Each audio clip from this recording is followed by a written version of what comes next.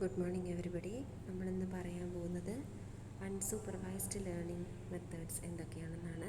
അപ്പോൾ machine ലേണിങ്ങിൻ്റെ learning approaches എന്തൊക്കെയാണെന്ന് നമ്മൾ ഫസ്റ്റ് മൊഡ്യൂളിൽ പറഞ്ഞു. സെക്കൻഡ് മൊഡ്യൂളിൽ സൂപ്പർവൈസ്ഡ് ലേണിംഗ് എന്താണ്, അതിൻ്റെ കുറച്ച് കാര്യങ്ങളൊക്കെ പറഞ്ഞു. തേർഡ് മൊഡ്യൂളിൽ നമ്മൾ പഠിക്കാൻ പോകുന്നത് അൺസൂപ്പർവൈസ്ഡ് ലേണിംഗ് ആണ്. അപ്പോൾ മെഷീൻ ലേണിങ്ങിൽ ഏറ്റവും കൂടുതൽ ഉപകാരമുള്ളത് അല്ലെങ്കിൽ ഏറ്റവും കൂടുതൽ റിയൽ ലൈഫിൽ ആപ്ലിക്കേഷൻസ് ഉള്ളത് അൺസൂപ്പർവൈസ്ഡ് ലേണിങ്ങിലാണ്.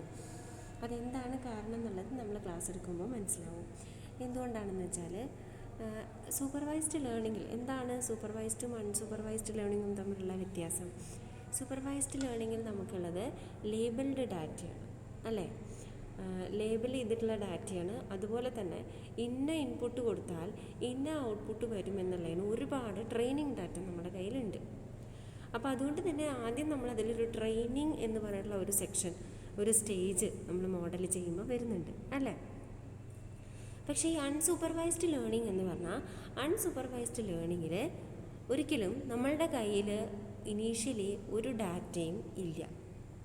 നമുക്ക് മോഡലിന് കൊടുക്കാനായിട്ട് അല്ലെങ്കിൽ സപ്ലൈ ചെയ്യാനായിട്ട് യാതൊരു ഇൻപുട്ടോ ഔട്ട്പുട്ടോ അല്ലെങ്കിൽ ഇന്നത് ഇൻപുട്ട് വരുമ്പോൾ ഇന്ന രീതിയിൽ ഔട്ട്പുട്ട് ചെയ്യണം എന്നുള്ളത് യാതൊരു കാര്യവും നമ്മളുടെ കയ്യിൽ ഇല്ല. അപ്പോൾ അങ്ങനെയുള്ളൊരു സിറ്റുവേഷനിൽ how the system is handling the learning, ആ ഒരു ടൈപ്പ് ഓഫ് ലേണിങ്ങിനെയാണ് നമ്മൾ പറയുന്നത് unsupervised learning, without any supervision, unsupervised learning. അപ്പോൾ അവിടെ നമ്മൾ ചെയ്യുന്നത് കുറേ ഡാറ്റാസ് ഇങ്ങോട്ട് വാങ്ങിക്കും, ഇൻപുട്ട് ചെയ്യും. ആ ഡാറ്റാസിനെയൊക്കെ ഒന്ന് കമ്പയർ ചെയ്യും, എല്ലാവരെയും ഒന്ന് പഠിക്കും. അതിൽ കോമൺ ആയിട്ടുള്ള ചില ആൾക്കാർക്ക് കോമൺ ആയിട്ടുള്ള കുറേ ക്യാരക്ടേഴ്സ് ഉണ്ടാവും, ബാക്കി ചില ആൾക്കാർക്ക് വേറെ കുറേ ക്യാരക്ടേഴ്സ് കോമൺ ആയിട്ടുണ്ടാവും. അപ്പോൾ അങ്ങനെ എല്ലാ ഫീച്ചേഴ്സും, അതിൻ്റെ എല്ലാ ഫീച്ചേഴ്സും പഠിച്ചെടുത്ത് അതിനെ എന്തെങ്കിലും ഒരു സ്പെസിഫിക് അൽഗോരിതം അപ്ലൈ ചെയ്ത് അതിനെ എന്താക്കും, പല പല ഗ്രൂപ്പ്സാക്കി മാറ്റും. എന്നിട്ട് പിന്നെ പുതിയൊരാളെ വരുമ്പോൾ ആ ഗ്രൂപ്പ് ഉണ്ടാക്കി വെച്ചതിൽ ഏതിലേക്ക് ഇടണം അല്ലെങ്കിൽ ഏത് ഗ്രൂപ്പിലെ മെമ്പറായിട്ട് അതിനെ ആക്സെപ്റ്റ് ചെയ്യണം, ഇൻക്ലൂഡ് ചെയ്യണം എന്നുള്ളതാണ് മോഡൽ ചെയ്യുന്ന കാര്യം. അതാണ് അൺസൂപ്പർവൈസ്ഡ് ലേണിംഗ് എന്ന് വെച്ചാൽ. ഓക്കെ, നോക്കൂ, what is supervised learning നമുക്ക് നോക്കാം. We learned supervised machine learning in which models are trained using labeled data under the supervision of training data. നമ്മൾ സൂപ്പർവൈസ്ഡ് ലേണിങ്ങിൽ കഴിഞ്ഞ മൊഡ്യൂളിൽ നമ്മൾ എന്താണ് പഠിച്ചത്?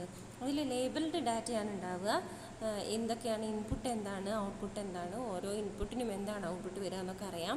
അപ്പം നമ്മൾ അത് മുന്നേ കൂട്ടി അറിയാവുന്നത് കൊണ്ട് മോഡലിനെ, സിസ്റ്റത്തിനെ നമ്മൾ ട്രെയിൻ ചെയ്യും, അല്ലേ? ആ ട്രെയിനിങ് ഡാറ്റ യൂസ് ചെയ്തിട്ട് ട്രെയിൻ ചെയ്യും. അപ്പോൾ അതുകൊണ്ട് തന്നെ അവിടെ ഒരു ട്രെയിനിങ് എന്ന് പറഞ്ഞൊരു ഫേസ് തന്നെ ഉണ്ട്, സ്റ്റേജ് തന്നെ ഉണ്ട്, അല്ലേ? But there may be many cases in which we do not have labeled data and need to find hidden patterns from the given data set. നമ്മുടെ കയ്യിൽ ഇങ്ങനെ ഒരു ലേബിൾഡ് ഡാറ്റ ഇല്ല, നമ്മുടെ കയ്യിലൊരു ട്രെയിനിങ് സെറ്റ് ഇല്ല, പ്രീവിയസ് എക്സ്പീരിയൻസ് ഒന്നും ഇല്ല. അപ്പോൾ നമ്മൾ എന്ത് ചെയ്യും? നമ്മുടെ കയ്യിൽ ഒരു ഡാറ്റയും ഇല്ല. കുറേ ഡാറ്റാസ് ഉണ്ട്, പക്ഷെ അതിൽ അൺലേബിൾഡ് ആണ് അല്ലെങ്കിൽ അൺഓർഗനൈസ്ഡ് ആണ്. ഇൻപുട്ട് ഏതാണ്, ഔട്ട്പുട്ട് ഏതാണ്, എന്താണ് ഔട്ട്പുട്ട് ചെയ്യേണ്ടത്, വാട്ട് ഈസ് എ പ്രോബ്ലം, എന്താണ് അവിടുത്തെ എന്താ പറയുക, കണ്ടുപിടിക്കേണ്ടത് എന്താണ്, ഇതൊന്നും നമുക്കറിയില്ല. കുറേ ഡാറ്റാസ് വെറുതെ ഉണ്ട്, അതാണ് നമ്മുടെ കയ്യിലുള്ളൂ. അപ്പോൾ അവിടെ നമ്മൾ എന്ത് ചെയ്യണം? We need to find the hidden characters or hidden features of that data. നമ്മുടെ കയ്യിലുള്ള ഡാറ്റയുടെ ഹിഡൻ ഫീച്ചേഴ്സ് നമ്മളതിനെ എന്താ പറയുക, ഫൗണ്ട് ചെയ്യണം. എങ്ങനെ ഫൗണ്ട് ചെയ്യും? അവർ ആ കൊടുക്കുന്ന ഇൻപുട്ട് ഡാറ്റയുടെ each and every pattern recognise ചെയ്യും, ഈച്ച് ആൻഡ് എവറി ഫീച്ചേഴ്സ് അവർ നോട്ട് ചെയ്യും. അങ്ങനെ ഓരോ ഫീച്ചേഴ്സും, നമ്മുടെ ഡാറ്റയുടെ ഓരോ ഫീച്ചേഴ്സ് അല്ലെങ്കിൽ ഓരോ ക്യാരക്ടേഴ്സ് നോട്ട് ചെയ്യുന്ന സമയത്ത് കുറേ ഡാറ്റാസിന് കോമൺ ആയിട്ടുള്ള സിമിലാരിറ്റീസ് വരും. അപ്പോൾ അങ്ങനെ കോമൺ സിമിലാരിറ്റീസ് വന്നതിനെയൊക്കെ കൂടി ഒരു ഗ്രൂപ്പിലേക്ക് ഇടും. ഇനി അതല്ലാത്തതിനെയൊക്കെ വേറെ ഗ്രൂപ്പിലിടും. അതിൽ തന്നെ 2 or 3 എത്രയൊക്കെയോ ഗ്രൂപ്പുകളുണ്ടാവും. അപ്പോൾ according to the features or hidden attributes of the given data, the data is divided into different data sets. അപ്പോൾ to solve such type of cases in machine learning, we need unsupervised learning techniques. അങ്ങനെയുള്ള കേസസിനാണ് നമുക്ക് എന്ത് വേണ്ടത്? Unsupervised learning techniques വേണ്ടത്. Unsupervised learning is a machine learning technique in which models are not supervised using training data set. Training data set use വെച്ചിട്ട് supervision ഒന്നും ചെയ്യാത്ത type of learning ടെക്നിക്കാണ് unsupervised. Instead അതിന് പകരം models itself find the hidden patterns and insights from the given data. Data കൊടുക്കുക, data കൊടുത്തതിൽ നിന്ന് model തന്നെ കുറേ ഹിഡൻ ആട്രിബ്യൂട്ട്സ് അല്ലെങ്കിൽ ഹിഡൻ അതിൻ്റെ ക്യാരക്ടേഴ്സും അതുപോലെ തന്നെ ഇൻസൈറ്റ്സും ഒക്കെ കണ്ടുപിടിക്കും.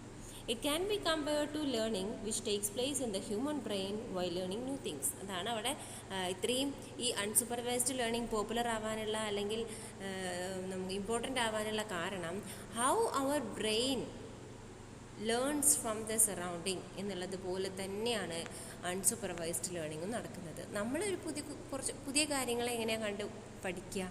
ഇപ്പോൾ ചെറിയ കുട്ടികളാകുമ്പോൾ തന്നെ നമ്മുടെ ചുറ്റുമുള്ള ഓരോ കാര്യങ്ങളും കാണുകയാണ്. ആ ഓരോ കാര്യങ്ങളുടെയും എന്താണ് എന്നുള്ളത് ചോദിച്ച് മനസ്സിലാക്കുക, അല്ലെങ്കിൽ അവർ അത് കണ്ട് മനസ്സിലാക്കുക. ഇപ്പം ചെയർ എന്ന് പറഞ്ഞൊരു സാധനം ആദ്യമായിട്ടൊരു കുട്ടി ഒരു ചെയർ കാണുമ്പോൾ അത് ചെയർ ആണെന്നൊന്നും മനസ്സിലാവില്ല, അല്ലേ? ഇരിക്കണ പോലത്തെ ഒരു സ്ഥലവും ചാരിയിരിക്കാനൊരു സ്ഥലം, 4 കാലൊക്കെ ഉള്ള ഒരു സാധനം, അത്രയേ ഉള്ളൂ. പിന്നെ വീണ്ടും അടുത്തത് അതേപോലെ വേറെ കളറിൽ, വേറെ ഡിസൈനിൽ, വേറെ മോഡലിൽ കാണുമ്പം അവർക്ക് എന്തോർമ്മ വരും? ഈ കണ്ടത് ഓർമ്മ വരും, അല്ലേ? അങ്ങനെ കുറേ ഐറ്റംസ് കാണുമ്പോൾ ആണ് ഇതെല്ലാം ഒരേ ഗ്രൂപ്പാണ്, ഒരേ സാധനമാണെന്ന് അവർക്ക് മനസ്സിലാവുന്നത്. പിന്നെയാണ് അവരതിന് പേരൊക്കെ ചോദിച്ച് മനസ്സിലാക്കി ചെയറാണ് എന്നുള്ളത് മനസ്സിലാക്കി പിന്നെ ഒരു ചെയർ കണ്ടാൽ അവർക്ക് പെട്ടെന്ന് ഐഡൻറ്റിഫൈ ചെയ്യാൻ പറ്റും, അല്ലേ? അപ്പോൾ നമ്മുടെ ഹ്യൂമൻ ബ്രെയിൻ എങ്ങനെയാണോ വർക്ക് ചെയ്യുന്നത് ആ സ്റ്റൈലിൽ തന്നെയാണ് അൺസൂപ്പർവൈസ്ഡ് ലേണിങ്ങും വർക്ക് ചെയ്യുന്നത്. ഓക്കെ, ഇതിൻ്റെ ഡെഫിനേഷനായിട്ട് പറയുന്നത് നോക്കുക. Unsupervised learning is a type of machine learning in which models are trained using unlabeled data set and are allowed to act on that data without any supervision. എന്താണ്? Unlabelled data set വെച്ചിട്ടാണ് train ചെയ്യുന്നത്. ഈ മോഡലിന് ഇഷ്ടം പോലെ ആ data set വെച്ചിട്ട് എന്ത് വേണമെങ്കിലും ചെയ്യാം, അതിൻ്റെ ക്യാരക്ടേഴ്സൊക്കെ കണ്ടുപിടിക്കാം, അങ്ങനെയുള്ള എല്ലാ കാര്യങ്ങളും ചെയ്യാം without any supervision. The goal of unsupervised learning is, എന്താണ് അൺസൂപ്പർവൈസ്ഡ് ലേണിങ്ങിൽ ചെയ്യുന്നത്? To find the underlying structure of data set. Data സെറ്റിൻ്റെ സ്ട്രക്ചർ എന്താണെന്നുള്ളത് കണ്ടുപിടിക്കുന്നു. Group that data according to the സിമിലാരിറ്റീസിനെ ബേസ് ചെയ്ത് അതിനെ ഗ്രൂപ്പ് ചെയ്യുന്നു. And represent that data set in the compressed format. അതിനെ കംപ്രസ് ചെയ്തിട്ട് കൺസോളിഡേറ്റഡ് ആക്കി, ഗ്രൂപ്പാക്കി, ചെറിയ ചുരുക്കം ഫോമിൽ അതിനെ റെപ്രസെൻറ്റ് ചെയ്യുന്നു, ആ ഡാറ്റാ സെറ്റിനെ റെപ്രസെൻറ്റ് ചെയ്യുന്നു. ഇനി നമ്മളതിനൊരു എക്സാമ്പിൾ പറയുകയാണ്. ഈ എക്സാമ്പിൾ പറഞ്ഞാൽ എല്ലാവർക്കും എന്താണ് കാര്യം എന്നുള്ളത് പെട്ടെന്ന് മനസ്സിലാവും. Suppose the unsupervised learning algorithm is given an input data set containing images of different types of cats and dogs. നോക്കൂ, പല തരത്തിലുള്ള കാറ്റ്സിൻ്റെയും ഡോഗിൻ്റെയും പിക്ചേഴ്സ് സപ്ലൈ ചെയ്തു. ഓക്കെ, ഇതിപ്പോൾ 4 എണ്ണേ ഉള്ളൂ കേട്ടോ. ഡാറ്റാസ് എത്ര വേണമെങ്കിൽ ആവാം. എത്ര ഡാറ്റ കൂടുന്നതോ അത്രയും എന്താണ് നമുക്ക് സ്റ്റഡി ചെയ്യാൻ എളുപ്പമാണ്. അപ്പോൾ അങ്ങനെ കുറേ അൺസൂപ്പർവൈസ്ഡ് ലേണിങ്ങിൽ നമ്മൾ എന്ത് ചെയ്യുന്നു? കുറേ data sets containing images of different types of cats and dogs നമ്മൾ കൊടുക്കുന്നു.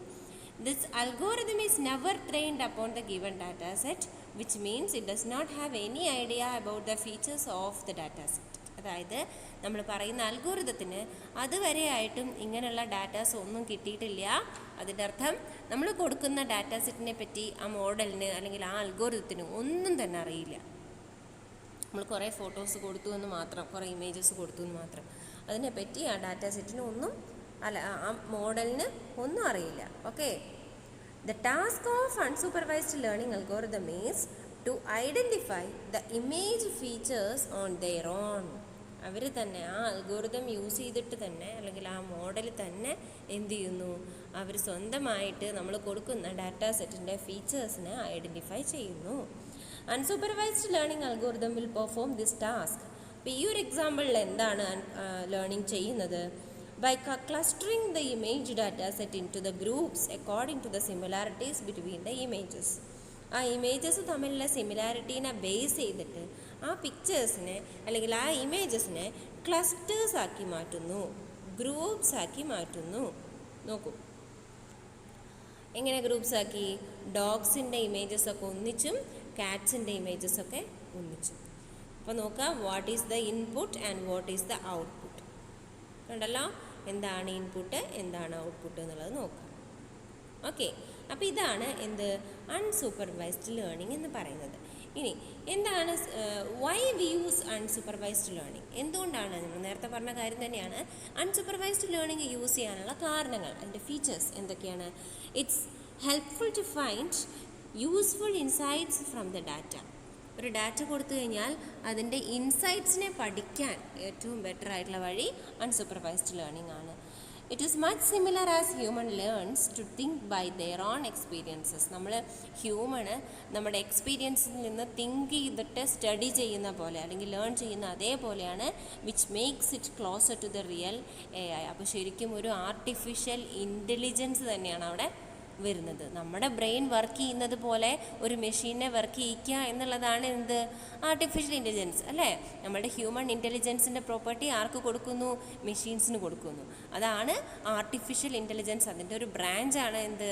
Machine learning. അപ്പോൾ മെഷീൻ ലേണിങ്ങിലെ പല ടൈപ്പ് ഓഫ് ലേണിങ്ങിൽ ഏറ്റവും നമുക്ക് യൂസ്ഫുൾ ആയിട്ടുള്ളതും ഇമ്പോർട്ടൻ്റ് ആയിട്ടുള്ളതും പോപ്പുലർ ആയിട്ടുള്ളതുമായിട്ടുള്ള ലേണിംഗ് ആണ് അൺസൂപ്പർവൈസ്ഡ് ലേണിംഗ്. അത് എന്തുകൊണ്ടാണ് അത്ര പവർഫുൾ ആവാനുള്ള കാരണം എന്നാണ് പറയുന്നത്. How our brain studies from the environment അല്ലെങ്കിൽ studies from the situation, from the experience, അതേ ടൈപ്പ് തന്നെയാണ് അൺസൂപ്പർവൈസ്ഡ് ലേണിങ്ങിലും ചെയ്യുന്നത്. So we are transferring the intelligence property of human into a machine. മെഷീനും ആ ഇൻ്റലിജൻസ് പ്രോപ്പർട്ടി കൊടുക്കാൻ ഏറ്റവും helpful ആയിട്ടുള്ള മെത്തേഡ് അല്ലെങ്കിൽ ഏറ്റവും ഉചിതമായിട്ടുള്ള മെത്തേഡ് അല്ലെങ്കിൽ ലേണിംഗ് മെത്തേഡ് എന്ന് പറയുന്നത് അൺസൂപ്പർവൈസ്ഡ് ലേണിംഗ് ആണ്. It works on unlabeled and uncategorized data, which make unsupervised learning more important. Unlabeled അല്ലെങ്കിൽ uncategorized ഡാറ്റയിലാണ് അത് സ്റ്റഡി ചെയ്യുന്നത്. അപ്പോൾ നമ്മൾ ഇപ്പോൾ 2 അൽഗോരിതം ഉണ്ട്. ഒരു അൽഗോരിതത്തിന് നമ്മൾ ഇൻപുട്ടും ഔട്ട്പുട്ടും ലേബൽ ചെയ്ത് കറക്റ്റാക്കി നമ്മൾ ട്രെയിൻ ചെയ്താൽ മാത്രമേ അത് വർക്ക് ചെയ്യുള്ളൂ. വേറൊരു മെഷീൻ അല്ലെങ്കിൽ വേറൊരു അൽഗോരിതത്തിലേക്ക് നമ്മൾ ജസ്റ്റ് നമ്മുടെ കയ്യിലുള്ള ഡാറ്റേനെ വെറുതെ ഇൻപുട്ട് ചെയ്താൽ മതി. ഒന്നും ചെയ്യാതെ നമുക്കും കൂടി അത് എന്താണെന്നറിയാതെ തന്നെ നമുക്ക് ഇൻപുട്ട് ചെയ്യാം. അപ്പോൾ ഏത് ചൂസ് ചെയ്യുക? ഏറ്റവും സിമ്പിൾ ആൻഡ് ഏറ്റവും പവർഫുൾ ഏതാണ്?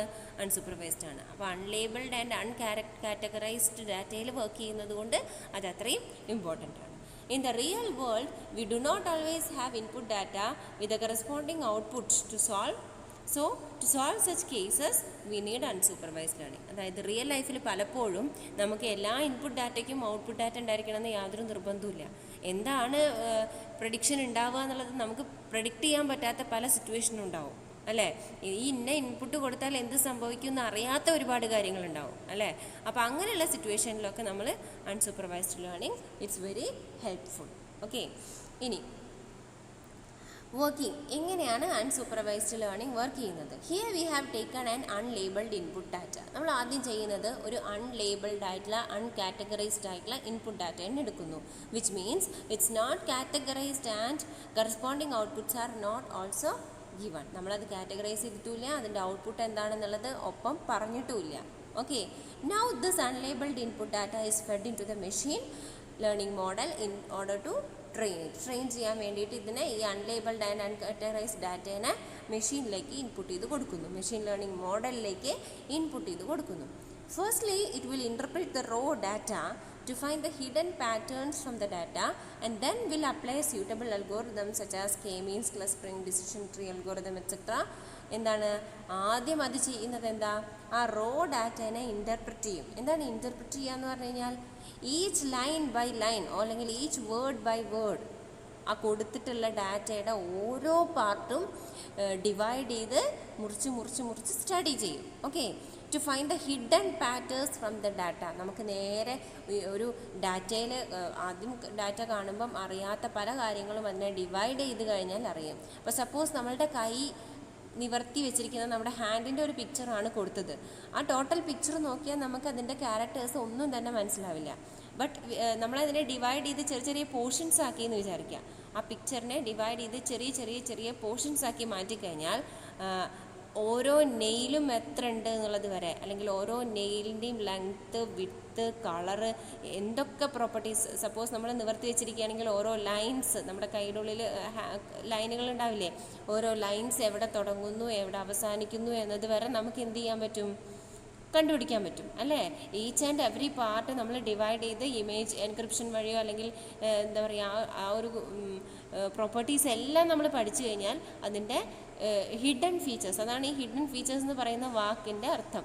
അതിൻ്റെ എല്ലാ ഫീച്ചേഴ്സും എന്തൊക്കെ ആ പിക്ചറിലോ അല്ലെങ്കിൽ ആ ഡാറ്റയിലുള്ള ഫീച്ചേഴ്സ് ഉണ്ടോ അതെല്ലാം നമുക്ക് സ്റ്റഡി ചെയ്യാൻ പറ്റും. ഓക്കെ, അങ്ങനെ സ്റ്റഡി ചെയ്തതിന് ശേഷം after the detailed study of the input data നമ്മൾ എന്ത് ചെയ്യും, then we will apply or machine will apply suitable algorithms. എന്നിട്ടാണ് അതിലേക്ക് എന്ത് ചെയ്യുന്നത്, അൽഗോറിതംസ് അപ്ലൈ ചെയ്യുന്നത്. നോക്കൂ, അൺലേബിൾഡ് ഡാറ്റ ഇൻപുട്ട് ചെയ്തു, കണ്ടോ ഫസ്റ്റ് ഫിഗറിൽ input raw data, that is unlabelled data.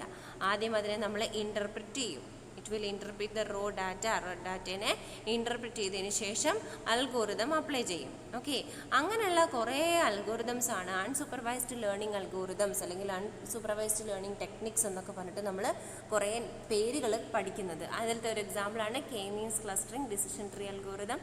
അങ്ങനെ തന്നെ അല്ലേ, സൂപ്പർവൈസ്ഡ് ആണെങ്കിൽ എന്ത് വരും, നെയ് ബയാസ് അൽഗോറിതം ഒക്കെ നമ്മൾ കഴിഞ്ഞ ക്ലാസ്സിലൊക്കെ പറയും അല്ലേ, ബയാസ് തിയറം ഒക്കെ പറഞ്ഞു. അപ്പോൾ അതുപോലെ അൺസൂപ്പർവൈസ്ഡ് ലേണിങ്ങിൽ വരുന്ന കുറേ അൽഗോറിതംസ് ഉണ്ട്. എന്താ പറയുക, മാക്സിമൈസേഷൻ അൽഗോറിതം, അതുപോലെ തന്നെ കുറേ അൽഗോറിതംസ് വരുന്നുണ്ട്. നമ്മൾ ഈ മൊഡ്യൂൾ ഓരോന്നോരോന്നായിട്ട് കാണുന്നുണ്ട്. അപ്പോൾ അതൊക്കെ ഈ K means clustering, decision tree, അതൊക്കെ അൺസൂപ്പർവൈസ്ഡ് ലേണിംഗ് ടെക്നിക്സിൻ്റെ അല്ലെങ്കിൽ അൽഗോറിതംസിൻ്റെ എക്സാമ്പിൾസ് ആണ്. അപ്പോൾ അതിൽ ഏതെങ്കിലും ഒരു അൽഗോരിതം നമ്മൾ ചൂസ് ചെയ്ത് കൊടുത്താൽ ആ അൽഗോരിതം അവിടെ അപ്ലൈ ചെയ്യും. Okay, once it applies the suitable algorithm, അങ്ങനെ ഒരു അൽഗോരിതം അപ്ലൈ ചെയ്ത് കഴിഞ്ഞാൽ it divides the data objects into groups according to the similarities and differences between the objects. ആ കൊടുക്കുന്ന ഒബ്ജക്റ്റിൻ്റെ സിമിലാരിറ്റീസും ഡിഫറൻസസും വെച്ചിട്ട്, അപ്പോൾ ഓരോ പിക്ചറിൻ്റെയും ഓരോ ഈച്ച് ആൻഡ് എവറി ഫീച്ചർ കണ്ടുപിടിച്ച് കഴിഞ്ഞാൽ അത് തമ്മിൽ കമ്പയർ ചെയ്യാൻ പറ്റും അല്ലേ. ഓരോ പിക്ചറിൻ്റെയും ആ സെയിം ഫീച്ചർ തമ്മിൽ കമ്പയർ ചെയ്യാൻ പറ്റും അല്ലേ. അപ്പോൾ അങ്ങനെ കമ്പയർ ചെയ്ത് കഴിഞ്ഞാൽ നമുക്ക് എന്ത് ചെയ്യാം, based on the similarities and differences നമുക്കതിനെ ഗ്രൂപ്പ് ചെയ്യാൻ പറ്റും. ഓക്കെ, അതാണ് അവിടെ പ്രോസസ്സിങ് എന്ന് പറഞ്ഞിട്ടുള്ള സ്റ്റേജ് ആയിട്ട് നടക്കുന്നത്. ഓക്കെ, അങ്ങനെ പ്രോസസ്സിങ് കഴിഞ്ഞ് കഴിഞ്ഞാൽ നമുക്ക് എന്ത് കിട്ടും, ഔട്ട്പുട്ടായിട്ട് നമ്മൾ കൊടുത്ത റോ ഡാറ്റേനെ പല പല ക്ലാസിഫിക്കേഷൻ ചെയ്തിട്ട് കിട്ടും. ഓക്കെ, ഇനി അനാലിസിസ് എങ്ങനെയാണ് ഈ സൂപ്പർവൈസ്ഡ് ലേണിംഗ് അൺസൂപ്പർവൈസ്ഡ് ലേണിങ്ങിൻ്റെ അനാലിസിസ് നടക്കുന്നത്. എന്താണ്, ആദ്യം ഡാറ്റ കൊടുക്കുന്നു. Overall process that we will follow when developing an unsupervised learning model can be summarized in the following chart. ഒരു മോഡൽ ക്രിയേറ്റ് ചെയ്യുമ്പം എന്തൊക്കെ നടക്കുന്നു എന്നുള്ളതിൻ്റെ ഓവറോൾ ഡയഗ്രമാണ് കാണിച്ചിരിക്കുന്നത്. നമ്മൾ ഡാറ്റ കൊടുക്കുന്നു അല്ലെങ്കിൽ ചൂസ് ചെയ്യുന്നു. ഫീച്ചർ സെലക്ഷൻ ആൻഡ് എക്സ്ട്രാക്ഷൻ, ഓരോ നമ്മൾ ഇൻപുട്ട് ചെയ്തതിൻ്റെയും ഫീച്ചേഴ്സ് എക്സ്ട്രാക്ട് ചെയ്യുന്നു. എന്തൊക്കെ ഫീച്ചേഴ്സ് നമുക്ക് കൺസിഡർ ചെയ്യണം എന്നുള്ളത് നോക്കുന്നു. ഓക്കെ, എന്നിട്ട് അതിനെ എക്സ്ട്രാക്ട് ചെയ്തെടുക്കുന്നു. അത് കഴിഞ്ഞ് ക്ലസ്റ്ററിങ് അൽഗോരിതം, സെലക്ഷൻ, ട്യൂണിങ്, അതൊക്കെ എന്താണ് അതിൽ വരുന്നതാണ്. ഈ ക്ലസ്റ്റർ ചെയ്യാനുള്ള അൽഗോരിതം, ഏത് അൽഗോരിതം കൊടുക്കണം, എന്തൊക്കെ ഫീച്ചേഴ്സിനെ സെലക്ട് ചെയ്യണം, എന്തൊക്കെ കാര്യങ്ങൾ ചൂസ് ചെയ്യണം എന്നുള്ളതൊക്കെ അവിടെ ചെയ്യുന്നു. ക്ലസ്റ്റർ വാലിഡേഷൻ, അവിടെ ക്ലസ്റ്ററിങ് ചെയ്തത് കറക്റ്റാണോ, ആ അൽഗോരിതം അവിടെ വർക്ക് ചെയ്തത് കറക്റ്റാണോ നോക്കണം. നമ്മൾ അൽഗോരിതം സപ്ലൈ ചെയ്താൽ മാത്രം പോരാ, അൽഗോരിതത്തിൻ്റെ പ്രോഗ്രാമിംഗ് കറക്റ്റാണോ എന്നുള്ളത് ചെക്ക് ചെയ്യണം വേണ്ടേ. ആ അൽഗോരിതമാണ് നമുക്കിവിടെ പ്രോഗ്രാമിംഗ് ചെയ്യാനുള്ളത്. അപ്പോൾ ആ പ്രോഗ്രാമിംഗ് കറക്റ്റാണോ, വന്ന ഗ്രൂപ്പ്സ് കറക്റ്റാണോ, ക്ലസ്റ്ററിങ് ചെയ്തത് കറക്റ്റാണോ നോക്കണം. എന്നിട്ട് അതിൻ്റെ റിസൾട്ട്സ് ഇൻ്റർപ്രിറ്റ് ചെയ്യണം. റിസൾട്ട് വന്നതിനെ നമ്മൾ ചെക്ക് ചെയ്യണം. അപ്പോൾ നമുക്ക് എന്ത് കിട്ടും, ആ മെഷീനിലേക്ക് ആ നോളജ് നമ്മൾ ഇമ്പാർട്ട് ചെയ്ത് കൊടുത്തു എന്ന്. ഓക്കെ, ഇതാണ് unsupervised learning. In summary, the main goal is to study the intrinsic structure of data. അപ്പോൾ നമ്മൾ കൊടുത്ത ഡാറ്റയുടെ ഹിഡൻ ഫീച്ചേഴ്സ്, അതിനെ പറയുന്ന പേരാണ് ഇൻട്രിൻസിക് സ്ട്രക്ചർ എന്ന് പറയുന്നത്, intrinsic features of data. Unsupervised ലേണിങ്ങിൻ്റെ മെയിൻ ഗോൾ എന്ന് പറയുന്നത് ഹിഡൻ ഫീച്ചേഴ്സ് ഓഫ് ഡാറ്റ കണ്ടുപിടിക്കുക, ഇൻട്രിൻസിക് സ്ട്രക്ചർ ഓഫ് ഡാറ്റ കണ്ടുപിടിക്കുക എന്നുള്ളതാണ്. ഓക്കെ, ദിസ് ടെക്നിക്സ് നമ്മളിപ്പോൾ ഈ പറഞ്ഞ unsupervised learning it can be condensed into 2 main types of problems. നമ്മൾ എന്തൊക്കെ ഇതിൽ ഉൾപ്പെടുത്താം എന്ന് പറഞ്ഞിരുന്നു, ഏതൊക്കെ ടൈപ്പ് ഓഫ് പ്രോബ്ലംസ് വരാമെന്നാണ് നമ്മൾ പറയുന്നത്. അൺസൂപ്പർവൈസ്ഡ് ലേണിങ്ങിൽ വരുന്ന 2 ടൈപ്സ് ഓഫ് പ്രോബ്ലംസ് ആണ് clustering and dimensionality reduction. Okay, 2 type of problems ആണ് പറയുന്നത്, ക്ലസ്റ്ററിങ് ആൻഡ് ഡയമെൻഷനാലിറ്റി റിഡക്ഷൻ. അതിൽ ഫസ്റ്റ് ടൈപ്പാണ് നമ്മൾ പറയാൻ പോകുന്നത്, എന്ത്, ക്ലസ്റ്ററിങ് എന്ന് പറയുന്നത്. ഓക്കെ, ആ ക്ലസ്റ്ററിങ് എന്ന് പറയുന്നതിന് തൊട്ട് മുന്നേ നമ്മൾ എന്തൊക്കെയാണ് ഈ അൺസൂപ്പർവൈസ്ഡ് ലേണിംഗ് അൽഗോരിതംസ്, നമ്മൾ പറഞ്ഞു പല ടൈപ്പ് ഓഫ് അൽഗോരിതംസ് ഉണ്ട്. അതിലൊരു എക്സാമ്പിളാണ് കെ മീൻസ് ക്ലസ്റ്ററിങ് എന്നൊക്കെ പറഞ്ഞു അല്ലേ. അപ്പോൾ അതിൽ വരുന്ന കുറച്ച് ബേസിക് ആയിട്ടുള്ള അല്ലെങ്കിൽ പോപ്പുലർ ആയിട്ടുള്ള അൽഗോരിതംസ് ആണ് പറയുന്നത്. ഒന്ന് K means clustering, KNN, K nearest neighbours algorithm, hierarchical clustering, anomaly detection, neural networks, principal component analysis, independent component analysis, a priori algorithm, singular value decomposition. ഇങ്ങനെ കുറേ പേരുകളുണ്ട്. ഇതെല്ലാം ഒന്നും നമുക്ക് പഠിക്കാനില്ല. ജസ്റ്റ് പേര് നോട്ട് ചെയ്ത് വയ്ക്കുക. കെ മീൻസ് ക്ലസ്റ്ററിങ് പഠിക്കാനുണ്ട്, ഹൈറാർക്കിയൽ ക്ലസ്റ്ററിങ് പഠിക്കാനുണ്ട്. ഹൈറാർക്കിയൽ ക്ലസ്റ്ററിങ്ങിൽ വരുന്ന ഒരു സബ് ടോപ്പിക്കാണ് അപ്രയോറി അൽഗോരിതം എന്ന് പറയുന്നത്. അത് നമ്മൾ ഡീറ്റെയിൽ ആയിട്ട് പഠിക്കുന്നില്ല. പിന്നെ പ്രിൻസിപ്പൽ കമ്പോണൻ്റ് അനാലിസിസ് പഠിക്കാണ്ട്, ന്യൂറൽ നെറ്റ്വർക്ക് നിങ്ങൾക്ക് ഒരു മൊഡ്യൂളായിട്ട് തന്നെ പഠിക്കാണ്ട്. അപ്പോൾ അങ്ങനെ ചില കാര്യങ്ങളൊക്കെ നമുക്ക് പഠിക്കണം, ചിലത് പഠിക്കണ്ട. എന്തായാലും അൺസൂപ്പർവൈസ്ഡ് ലേണിങ്ങിൻ്റെ പോപ്പുലറായിട്ടുള്ള അൽഗോരിതംസാണ് ഇപ്പോൾ ഈ പറഞ്ഞതെല്ലാം. ഓക്കെ, ഇനി അൺസൂപ്പർവൈസ്ഡ് ലേണിംഗ് അൽഗോരിതംസിന് 2 ടൈപ്പാക്കിയിട്ട് കാറ്റഗറൈസ് ചെയ്യാം നമുക്ക്. First one clustering and second one association. 2 type of algorithms ആണ് വരുന്നത്. പ്രോബ്ലംസ് അല്ല, അൽഗോരിതംസ്. ഒന്ന് ക്ലസ്റ്ററിങ്ങും ഒന്ന് അസോസിയേഷനും. Okay, what is clustering? Clustering is a method of grouping the objects into clusters such that objects with most similarities remains into a group and has less or no similarities with objects of another group. എന്താണ് clustering? Is നമ്മളിപ്പോൾ ഇത്രയും നേരം പറഞ്ഞ അതേ സാധനം തന്നെ വേറൊരു reality കൂടെ നോക്കുകയാണ്, വേറൊരു വ്യൂ കൂടെ നോക്കുകയാണ്. ക്ലസ്റ്ററിങ് എന്ന് പറഞ്ഞാൽ എന്താണ്? It is a method of grouping the objects into clusters. ഒബ്ജക്ട്സിനെ പല ഗ്രൂപ്പ്സ് ആക്കി മാറ്റുന്നതിനെയാണ് എന്ത് പറയുന്നത്? ക്ലസ്റ്ററിങ് എന്ന് പറയുന്നത്. അവിടുത്തെ പ്രത്യേകത എന്താ? Objects with most similarities remains into a group. ഏറ്റവും കൂടുതൽ സിമിലാരിറ്റീസ് ഉള്ള ആൾക്കാരെയൊക്കെ കൂടി ഒരു ഗ്രൂപ്പിലാക്കും. And with less or no similarities ഇല്ലാത്തവരെയും അതുപോലെ തന്നെ ലെസ് സിമിലാരിറ്റീസ് ഉള്ളവരെയൊക്കെ with objects of another group, വേറൊരു ഗ്രൂപ്പിലേക്കാക്കി മാറ്റും. ഓക്കെ, അപ്പോൾ അതാണ് എന്ത്? Clustering. Cluster analysis finds the commonalities between the data objects and categorize them as per the presence and absence of those commonalities. അപ്പോൾ ക്ലസ്റ്റർ അനാലിസിസിൽ ചെയ്യുന്നത് എന്താണ്? What are the common characters in the input data എന്നുള്ളത് ആദ്യം കണ്ടുപിടിക്കും. In the data നമ്മൾ കൊടുത്തിരിക്കുന്ന data ഒബ്ജക്ട്സിന് വരുന്ന കോമണാലിറ്റീസ് എന്താണ്, കോമൺ ക്യാരക്ടേഴ്സ് എന്താണ് എന്നുള്ളത് കണ്ടുപിടിക്കും. What are the commonalities of the data objects. എന്നിട്ട് അതിനെ ആ കോമണാലിറ്റീസിൻ്റെ പ്രസൻസ് ഓർ ആബ്സെൻസ്, ആ പറഞ്ഞിരിക്കുന്ന ക്യാരക്ടേഴ്സ്, ഫീച്ചേഴ്സ്. അപ്പം നമ്മൾ നേരത്തെ പറഞ്ഞു ഡോഗും ക്യാറ്റും. സപ്പോസ് നമ്മൾ അതിൽ എന്തും കൂടി കൊടുത്തു, ഒരു എന്താ പറയുക, ക്രോ അല്ലെങ്കിൽ എന്തെങ്കിലും ഒരു ബേർഡും കൂടി കൊടുത്തു എന്ന് വിചാരിക്കുക. അപ്പോൾ അവിടെ വരുന്ന ക്യാരക്ടർ എന്ന് പറയുന്നത് നമ്പർ ഓഫ് ലെഗ്സ് അല്ലേ, ഒരു മെയിൻ ഫീച്ചറാണ്. അപ്പോൾ അവർ നമ്പർ ഓഫ് ലെഗ്സ് എന്ന് പറയുന്നത് ഒരു കോമണാലിറ്റി ആയിട്ട് കണ്ടുപിടിക്കും, കോമണാലിറ്റി ഫീച്ചറായിട്ട് കണ്ടുപിടിക്കും. അപ്പോൾ വിത്ത് 4 ലെഗ്സ് ആണെങ്കിൽ അതിനെ അനിമൽസ് എന്ന ഗ്രൂപ്പിലേക്കും കൊടുക്കും. വിത്ത് 2 ലെഗ്സ് ആണെങ്കിൽ അതിനെ നേരെ ബേർഡ്സ് എന്ന ഗ്രൂപ്പിലേക്കും അസൈൻ ചെയ്യും. അതാണ് പറയുന്നത് based on the absence or presence of that commonality the data objects are categorized. Okay, അതാണ് ക്ലസ്റ്ററിങ്. നമ്മൾ ക്ലസ്റ്ററിങ്ങിലെ പല ടൈപ്സൊക്കെ ഡീറ്റെയിൽ ആയിട്ട് പഠിക്കാൻ പോവുകയാണ്. ഇനി എന്താണ് association? Association rule is an unsupervised learning method which is used for finding the relationships between variables in A large database. ഒരു വലിയൊരു ഡാറ്റാബേസിലെ കുറേ വേരിയബിൾസ് അല്ലെങ്കിൽ കുറേ പാരാമീറ്റേഴ്സ് ഉണ്ടായിരിക്കും. ആ വേരിയബിൾസ് തമ്മിലുള്ള റിലേഷൻഷിപ്സ് കണ്ടുപിടിക്കാനുള്ളതാണ് അസോസിയേഷൻ. ഒരെണ്ണം ഒരു ഗ്രൂപ്പിനെ ഡിവൈഡ് ചെയ്യുന്ന പ്രോസസ്സാണ്, മറ്റൊന്ന് ഓരോരോ ടൈപ്പിനെയും ലിങ്ക് ചെയ്യിക്കുന്ന പ്രോസസ്സാണ്. ഓക്കെ, അപ്പം നമ്മൾ പല വേരിയബിൾസ് തമ്മിലുള്ള റിലേഷൻഷിപ്സിനെ കണ്ടുപിടിക്കാൻ, കോമൺ റിലേഷൻഷിപ്സിനെ കണ്ടുപിടിക്കാൻ വേണ്ടിയിട്ടാണ് അസോസിയേഷൻ യൂസ് ചെയ്യുന്നത്. It determines the set of items that occurs together in A data set. അതായത് ചില സമയത്ത് ചില ഡാറ്റയുടെ കൂടെ വേറെ എന്തെങ്കിലും ഒരു ഫീൽഡിൻ്റെ കൂടെ അല്ലെങ്കിൽ ഒരു ഡാറ്റ ആട്രിബ്യൂട്ടിൻ്റെ കൂടെ വേറൊരു ആട്രിബ്യൂട്ട് എന്തായാലും വരും എന്നുറപ്പാണ്. അതായത് സപ്പോസ് നമ്മളൊരു സ്കൂൾ മാനേജ്മെൻറ്റ്, നമ്മൾ വെറുതെ ഒരു സിമ്പിൾ ഡാറ്റാബേസ് വെച്ച് പറയുകയാണ്, സ്കൂൾ മാനേജ്മെൻറ്റ് എടുക്കുകയാണ്. ഓക്കെ, അപ്പം സ്റ്റുഡൻറ്റ് എന്ന് പറഞ്ഞിട്ടുള്ള ഒരു ഡാറ്റ ഒബ്ജക്റ്റ് എടുത്താൽ അവിടെ ക്ലാസ് എന്ന് പറഞ്ഞിട്ടൊരു ആട്രിബ്യൂട്ട് ഉണ്ടെങ്കിൽ, ഒരു ഫീച്ചർ ഉണ്ടെങ്കിൽ ഡെഫിനറ്റ്ലി അവിടെ എന്തും വേണം, ഡിവിഷൻ ആൻഡ് റോൾ നമ്പർ അവിടെ എന്തായാലും ഉണ്ടായിരിക്കും അല്ലേ. ഏത് ക്ലാസ്സിലാണ്, ഇപ്പോൾ 10th-ലാണെങ്കിൽ 8th-ലാണ് എന്ന് പറഞ്ഞാൽ, ഒരു സ്കൂളാണെങ്കിൽ അവിടെ എന്ത് വേണം, വെറുതെ 8th-ലാണെന്ന് പറഞ്ഞാൽ പോരാ, 8th ഡിവിഷൻ ഏതാണെന്നും കൂടി പറയണം. ഓക്കെ, പിന്നെ വേണമെന്നുണ്ടെങ്കിൽ അവിടെ എന്തും പറയണം, റോൾ നമ്പറും കൂടി പറയണം അല്ലേ. അപ്പോൾ അതുപോലെ it determines a set of items that occurs together in a data set. ഒരു ഡാറ്റ സെറ്റിൽ ഒന്നിച്ച് വരുന്ന അല്ലെങ്കിൽ ഒരേ സമയത്ത് അല്ലെങ്കിൽ ഒരുപോലെ നിൽക്കുന്ന ഒന്നിച്ച് നിൽക്കുന്ന ഡാറ്റ ഐറ്റംസിനെ കണ്ടുപിടിക്കുന്നു. Association rule makes marketing strategy more effective. മാർക്കറ്റിങ്ങിലാണ് ഇത് ഏറ്റവും ഗുണം വരിക. അതിൻ്റെ ഒരു എക്സാമ്പിളാണ് ആ പറയുന്നത്. സച്ച് ആസ് നമ്മൾ പറയുകയാണ്, people who buy X item, X എന്ന് പറഞ്ഞിട്ടുള്ള ഐറ്റം വാങ്ങുന്ന ആൾ are also tend to purchase Y. അതായത് ഒരാൾ സൂപ്പർ മാർക്കറ്റിൽ പോയി ബ്രെഡ് എടുത്താൽ അതിൻ്റെ കൂടെ എന്ത് വേണം, ബട്ടർ ഓർ ജാം. അപ്പോൾ അവർ പറയാണ്, people who buy a bread or also tend to purchase butter or jam അല്ലേ.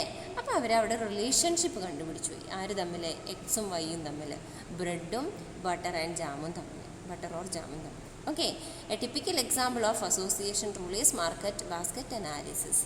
മാർക്കറ്റ് ബാസ്ക്കറ്റ് അനാലിസിസ് ആണ് ഒരു ടിപ്പിക്കൽ എക്സാമ്പിൾ എന്ന് പറയുന്നത്.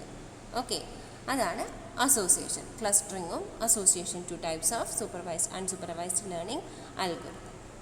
ഓക്കെ, ഇനി നമ്മൾ ക്ലസ്റ്ററിങ്ങിനെ ഡീറ്റെയിൽ ആയിട്ട് പറയാൻ പോവാണ്. Clustering is a data mining technique which groups unlabelled data based on their similarities or differences. നേരത്തെ പറഞ്ഞ കാര്യം തന്നെ, ഒരു വാക്ക് അവിടെ എക്സ്ട്രാ വന്നു, ഡാറ്റ മൈനിങ് ശ്രദ്ധിക്കണം. It is N advanced paper. നമ്മൾ മെഷീൻ ലേണിംഗ് ഒരു അഡ്വാൻസ്ഡ് പേപ്പറാണ്. ഏറ്റവും കൂടുതൽ റിസർച്ചസ് നടക്കുന്ന ഏരിയയാണ് ഡാറ്റ മൈനിങ് എന്ന് പറയുന്നത്. What is data mining? എന്തായിരുന്നു data mining? We are finding the hidden അല്ലെങ്കിൽ inside data inside the data. അതാണ് ഡാറ്റ മൈനിങ് എന്ന് വെച്ചാൽ ഉദ്ദേശിക്കുന്നത്. ഒരു ഡാറ്റയിൽ നിന്ന് വേറെ കുറേ ഡാറ്റേഴ്സിനെ കുറിച്ച് പഠിക്കുക, വേറെ ഒരുപാട് ക്യാരക്ടേഴ്സിനെ കുറിച്ച് അല്ലെങ്കിൽ ഡാറ്റാസിനെ കുറിച്ച് പഠിക്കുക. അതാണ് data mining. It is a important field, ഒരു ഇമ്പോർട്ടൻ്റ് ആയിട്ട് റിസർച്ചൊക്കെ നടക്കുന്ന ഫീൽഡാണ്. അപ്പോൾ clustering is a data mining technique which groups unlabelled data based on their similarities or ഡിഫറൻസസോ വെച്ചിട്ട് അൺലേബിൾഡ് ഡാറ്റേനെ ഗ്രൂപ്പ് ചെയ്യുന്നു. Clustering algorithms are used to process raw unclassified data objects into groups represented by structures or patterns in the information. നമ്മൾ പറഞ്ഞ അതേ കാര്യം തന്നെയാണ് പറയുന്നത് കേട്ടോ. റോ ആയിട്ടുള്ള അൺക്ലാസിഫൈഡ് ആയിട്ടുള്ള ഡാറ്റ ഒബ്ജക്ട്സിനെ ഗ്രൂപ്പ്സ് ആക്കി തിരിക്കുന്നു. That groups are represented by structures or patterns in the information. നമ്മൾ കൊടുത്ത ഇൻഫർമേഷനിലെ പാറ്റേൺ വെച്ചിട്ടാണ് അതിനെ റെപ്രസെൻറ്റ് ചെയ്യുക. ക്ലസ്റ്ററിംഗ് അൽഗോരിതം പിന്നെയും നമ്മൾ ക്ലസ്റ്ററിങ്ങിനെ വീണ്ടും ഡിവൈഡ് ചെയ്യാൻ പോവുകയാണ്. It can be categorized into a few types. Specifically exclusive, overlapping, hierarchical and probabilistic. നിങ്ങൾ നോക്കിക്കഴിഞ്ഞാൽ പല സൈറ്റിൽ നോക്കിയാൽ പല പേരുകൾ കാണും, ചിലപ്പോൾ അങ്ങോട്ടും ഇങ്ങോട്ടും മാറും. ജനറലി ഒരു 2-3 സൈറ്റിൽ ഒരേപോലെ കണ്ട ഒരു ക്ലാസിഫിക്കേഷനാണിത്. Exclusive, overlapping, hierarchical and probabilistic. നമുക്ക് ഓരോന്നും നോക്കാം എന്താണെന്നുള്ളത്. എക്സ്ക്ലൂസീവ് ക്ലസ്റ്ററിംഗ് എന്ന് പറഞ്ഞാൽ എന്താണ്? Exclusive clustering is a form of grouping that stipulates a data point can accessed only in one cluster. ഒരു ഡാറ്റ ഒരു ക്ലസ്റ്ററിലേ വരാൻ പാടുള്ളൂ. അങ്ങനെയുള്ള റൂൾ വെച്ച് ചെയ്യുന്നതാണ് exclusive clustering. This can also be refer to as hard clustering. Hard clustering എന്നും പറയും. K-means clustering algorithm is an example of exclusive clustering. ഇതിൻ്റെ ഒരു എക്സാമ്പിളാണ് K-means algorithm. അത് നമുക്ക് പഠിക്കാനുണ്ട്. ഓവർലാപ്പിംഗ് എന്ന് പറഞ്ഞാൽ എന്താണ്? ഓവർലാപ്പിംഗ് ക്ലസ്റ്ററിംഗ് എന്താ? It differs from exclusive clustering in that it allows data points to belong to multiple clusters with separate degrees of membership. എന്താണ്? ഒരു ഡാറ്റ ഐറ്റത്തിന് പല ഗ്രൂപ്പിലും പങ്കെടുക്കാനുള്ള പ്രൊവിഷൻ കൊടുത്തുകൊണ്ടുള്ളതാണ് ഓവർലാപ്പിംഗ് കൺസ്ട്രെയിൻറ്റ് എന്ന് പറഞ്ഞു കഴിഞ്ഞാൽ. Okay, soft or fuzzy K-means clustering is an example of overlapping clustering. Probabilistic clustering ആണ് അടുത്തത്. A probabilistic model is an unsupervised technique that helps us to solve density estimation of soft clustering problems. Soft clustering പ്രോബ്ലംസിൻ്റെ ഡെൻസിറ്റീനെ നമ്മൾ കണ്ടുപിടിച്ചിട്ടാണ് എന്ത് ചെയ്യുന്നത്? ഈ probabilistic model ചെയ്യുന്നത്. In probabilistic clustering data points are clustered based on the likelihood that belong to a particular distribution. ഒരു particular ഗ്രൂപ്പിൽ പെടാനുള്ള ലൈക്ലിഹുഡിനെ ബേസ് ചെയ്തിട്ട്, പ്രോബബിലിറ്റീനെ ബേസ് ചെയ്തിട്ടാണ് അവിടെ ക്ലസ്റ്ററിങ് നടക്കുന്നത്. The Gaussian mixture model is GMM is one of the most commonly used probabilistic clustering method. Okay, next one ആണ് hierarchical clustering. അത് നമുക്ക് ഡീറ്റെയിൽ ആയിട്ട് പഠിക്കാനുണ്ട്. അത് ഇന്നത്തെ ക്ലാസ്സിലില്ല, നെക്സ്റ്റ് ക്ലാസ്സിൽ നമുക്ക് പറയാം എന്താണ് ഹൈറാർക്കിയൽ ക്ലസ്റ്ററിങ് എന്നുള്ളത്. ഓക്കെ, ഇനി കെ മീൻസ് ക്ലസ്റ്ററിങ് അതും കൂടി പറഞ്ഞിട്ട് ഇന്നത്തെ അവസാനിപ്പിക്കാം. What is K means clustering? ഇതെന്താണ്? ഒരു എക്സ്ക്ലൂസീവ് ക്ലസ്റ്ററിങ് മെത്തേഡാണ്. അതിൻ്റെ ഒരു എക്സാമ്പിളാണ്. Is commonly used in market segmentation, document clustering, image segmentation and image compression എന്ന ഫീൽഡുകളിലാണ് ഇത് യൂസ് ചെയ്യുന്നത്. It's very efficient in terms of കമ്പ്യൂട്ടേഷൻ്റെ കാര്യങ്ങളൊക്കെ വരികയാണെങ്കിൽ ഇറ്റ് ഇസ് വെരി എഫിഷ്യൻറ്റ്. അതുപോലെ തന്നെ ഇംപ്ലിമെൻറ്റ് ചെയ്യാൻ വളരെ ഈസിയാണ്. അൽഗോരിതം സിമ്പിളാണ്, ഉള്ളതിൽ വെച്ചിട്ട് സിമ്പിളാണ് കെ മീൻസ് ക്ലസ്റ്ററിങ് അൽഗോരിതം. അതുകൊണ്ട് തന്നെ ഇംപ്ലിമെൻറ്റ് ചെയ്യാൻ വളരെ ഈസിയാണ്.